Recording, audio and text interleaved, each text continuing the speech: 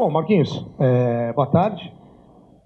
Bom, estamos aguardando, né, enfim, as questões que você hoje pode falar, mas eu acredito que é em relação ao planejamento para 2020, né? O que dá para ser adiantado nesse momento em relação ao elenco, em relação aos jogadores que estão ainda com o contrato por vencer, jogadores, o adiantamento de férias, de atletas, enfim, queria que você explicasse um pouco aí do que o Departamento de Futebol do Avaí está planejando. Boa tarde.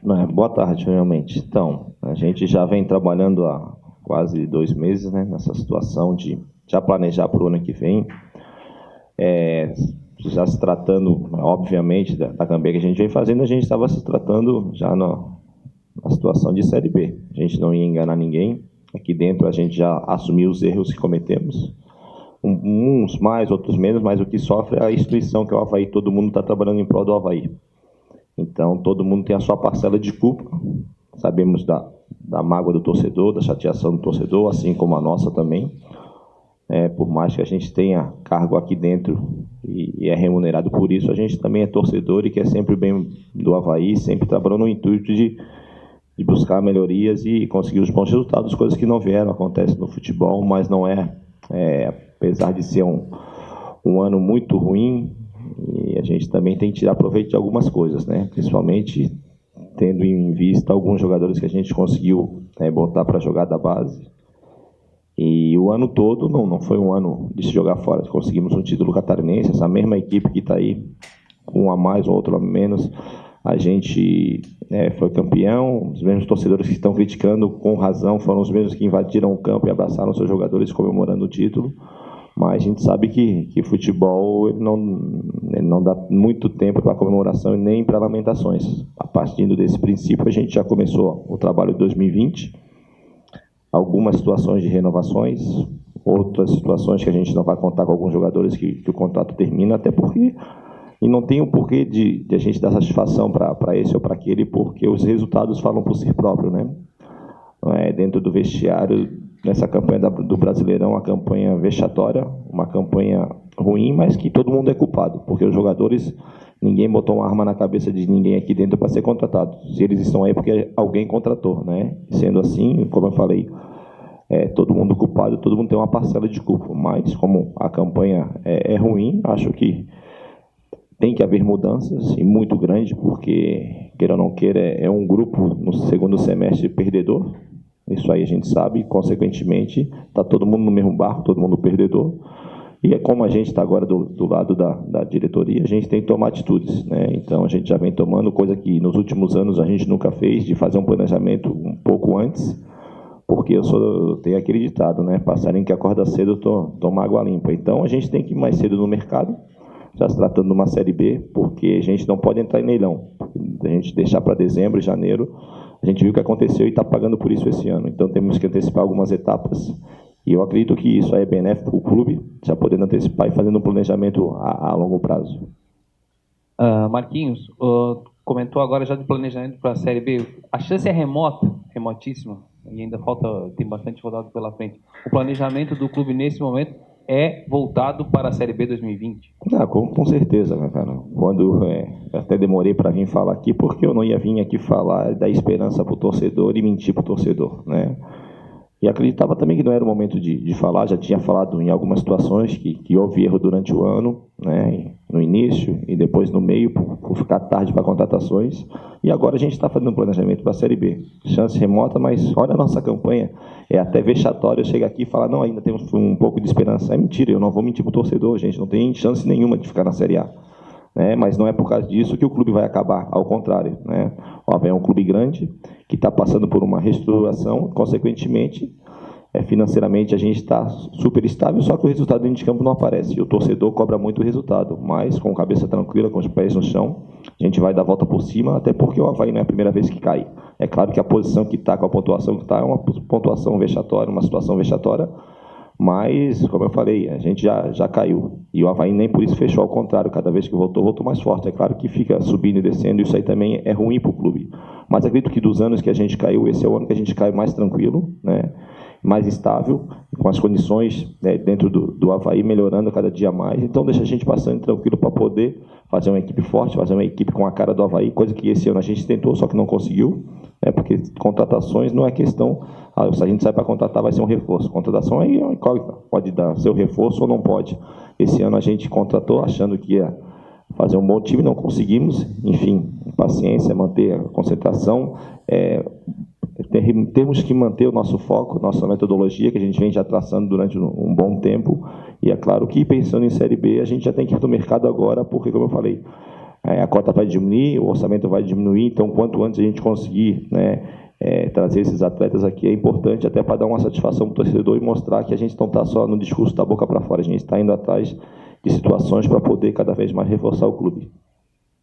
Nesse ano de 2019, você estreou nessa nova função fora de campo e você mesmo acabou já dizendo para a gente que foi um ano de aprendizado nessa nova função. Na prática, o que significa esse aprendizado?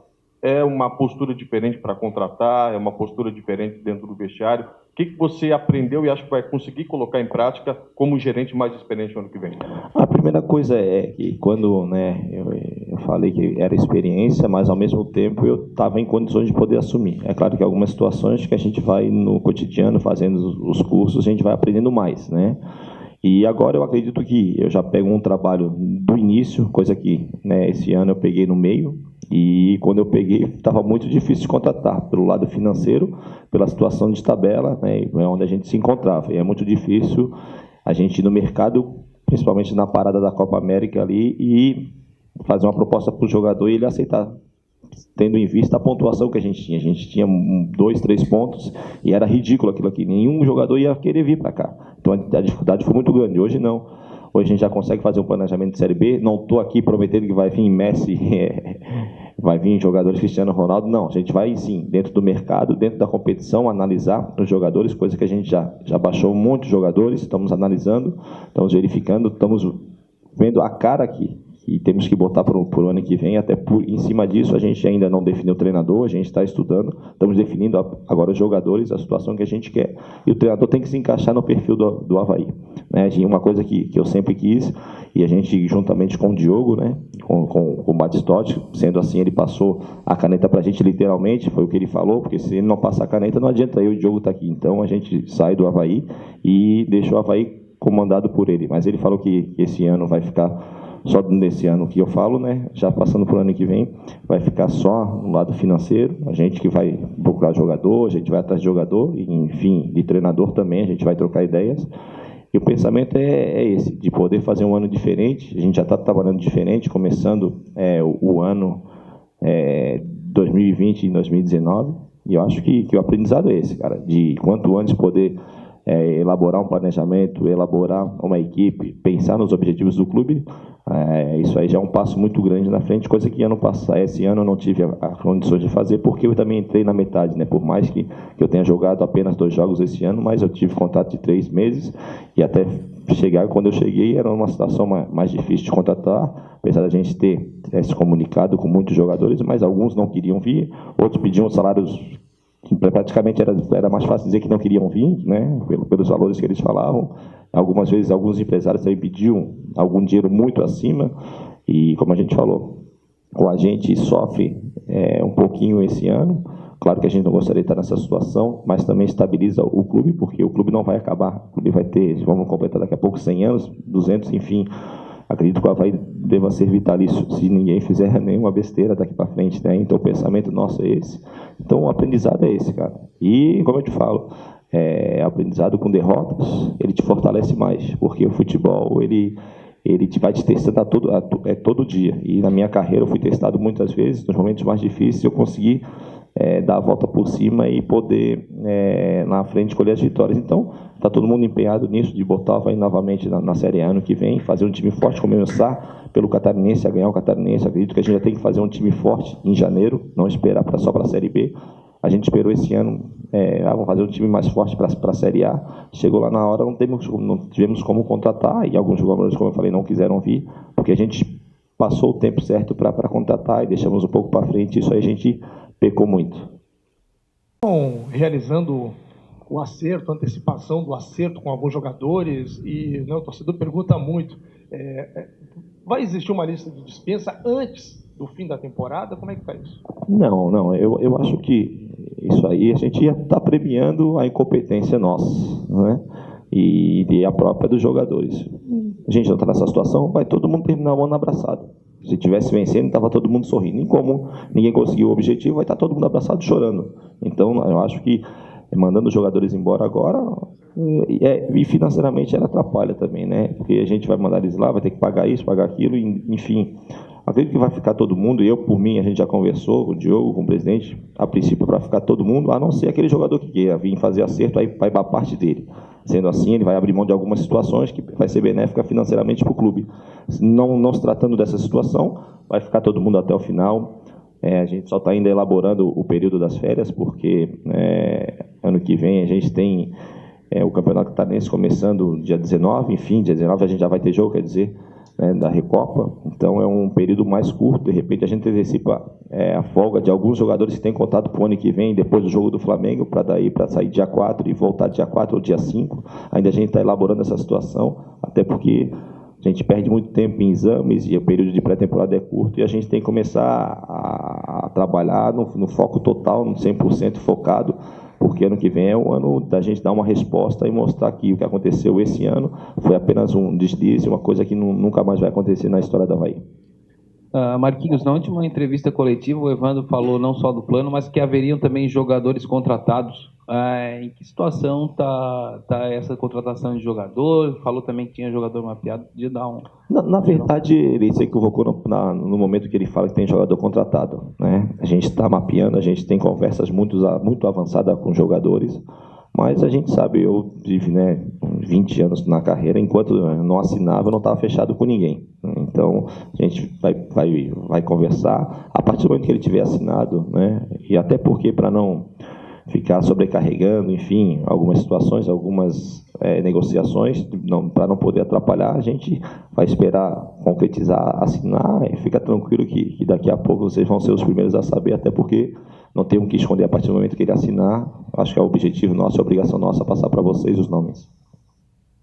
O Diogo falou para a gente que o perfil de técnico para o ano que vem, até se encaixando dentro disso que você falou, né, dos jogadores que virão, é de um técnico mais propositivo, de jogar tentar propor um jogo mais agradável para o torcedor.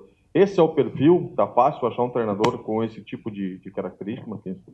Na verdade, fácil não, né? E também a gente viu como que anda o mercado financeiramente, né? Os treinadores estão ganhando muito acima. E o nosso pensamento é esse, de fazer um futebol atrativo de um time que o torcedor tenha gosto de vir ao estádio, olhar, até porque o torcedor está magoado, o torcedor está chateado e não vai ser qualquer time que ele vai abraçar. Ele quer ver um time brigador, ao mesmo tempo um time que tenha qualidade, que proponha jogo, principalmente dentro da ressacada aqui. Né? Esse brasileiro foi vexatório. A nossa campanha já é vexatória, mas dentro da ressacada a gente não conseguia impor nosso ritmo, não conseguia pressionar o adversário. Coisas que nos outros anos que a gente caiu, a gente conseguia fazer isso com grandes equipes, com times muito mais fortes que a gente vem enfrentando, e a gente conseguia fazer isso. Caímos por um ponto, e aí não é planejamento bem feito ou mal feito, eu acho que é cair por um ponto.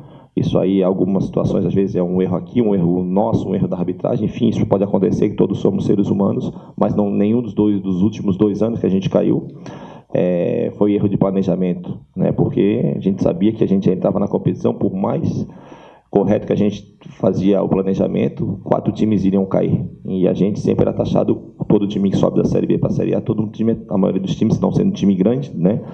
É taxado como um provável rebaixamento. Nesse ano, não. Esse ano a gente foi muito abaixo. Dentro da ressacada a gente não conseguiu trazer o torcedor para dentro de campo para nos apoiar, culpa dos jogadores, nossa. Né? Então a gente sabe que tem que fazer um plantel forte, um plantel que proponha jogo, que dê essa vontade do torcedor novamente retornar à ressacada, porque queira ou não queira, a gente sabe que ele está chateado, mas se ele virar as costas para nós, fica muito mais difícil. A gente vai precisar muito mais deles ano que vem. É claro que a gente também tem que montar time, porque isso aí atrai o torcedor. Né? Não adianta só pedir para o torcedor vir a gente dentro de campo não montar um time bom, que ele não vai vir.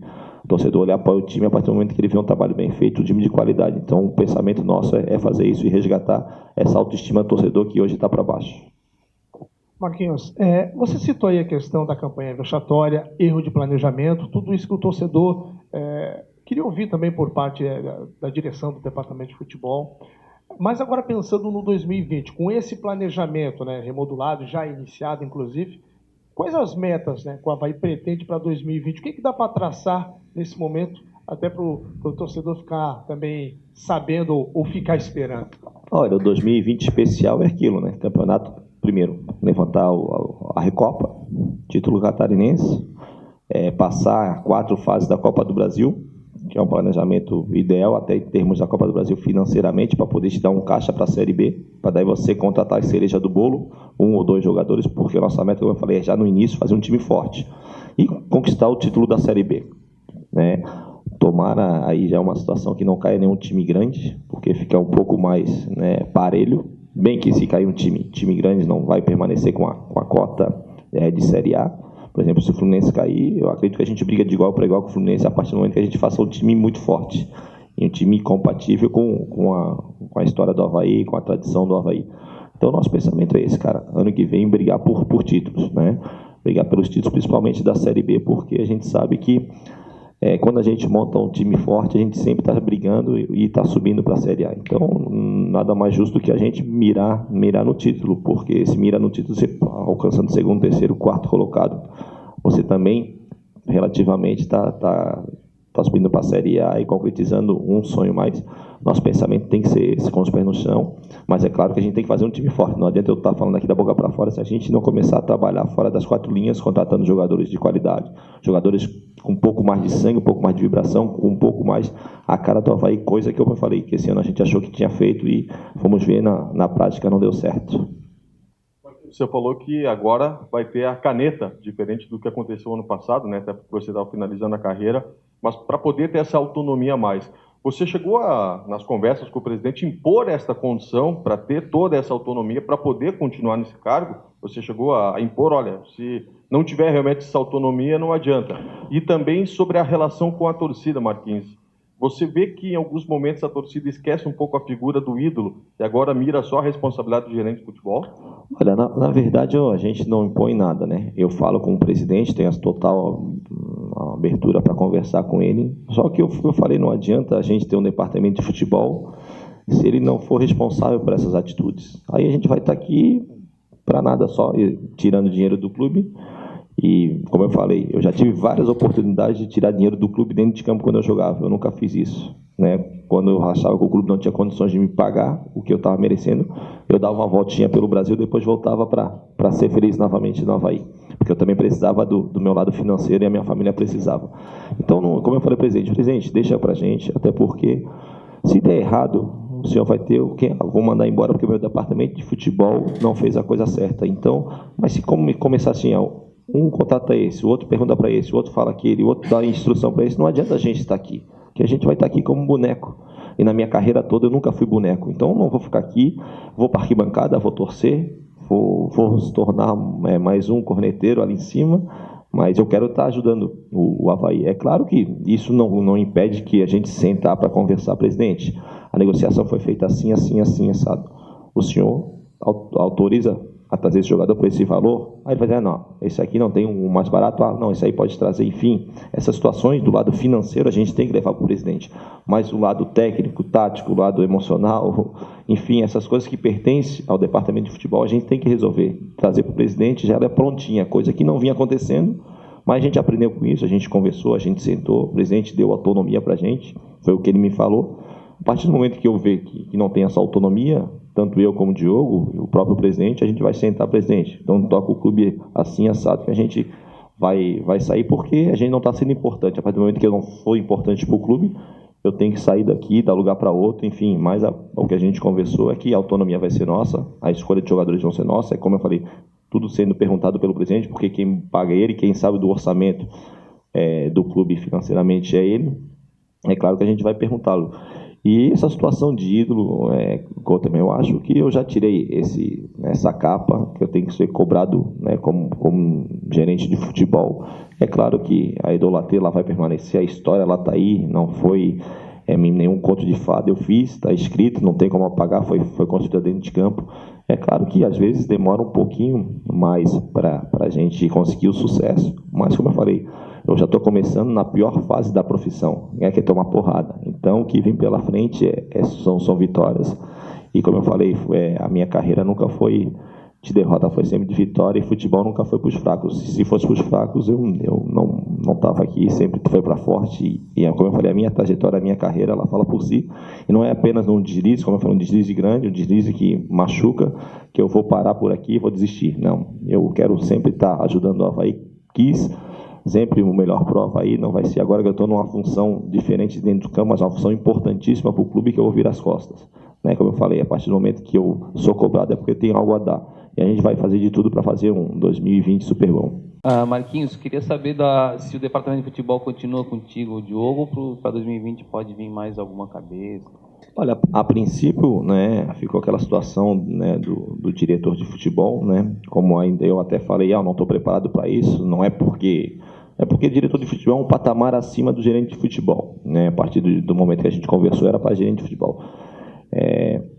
Diretor de futebol já é uma situação que mexe com um lado financeiro, negociação de dinheiro, enfim, não é uma situação que eu estou apto a fazer agora e também nem quero, né?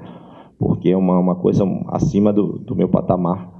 Mas gerente de futebol, estou preparado e estou disposto a ajudar. E o presidente falou que vai pensar, está pensando em, de repente, vir um diretor de futebol, não falou nomes, não falou nada, mas também não descartou essa vinda desse profissional que vinha para se juntar conosco ali e poder nos ajudar nesse 2020. Valeu, gente. Um abraço. Valeu.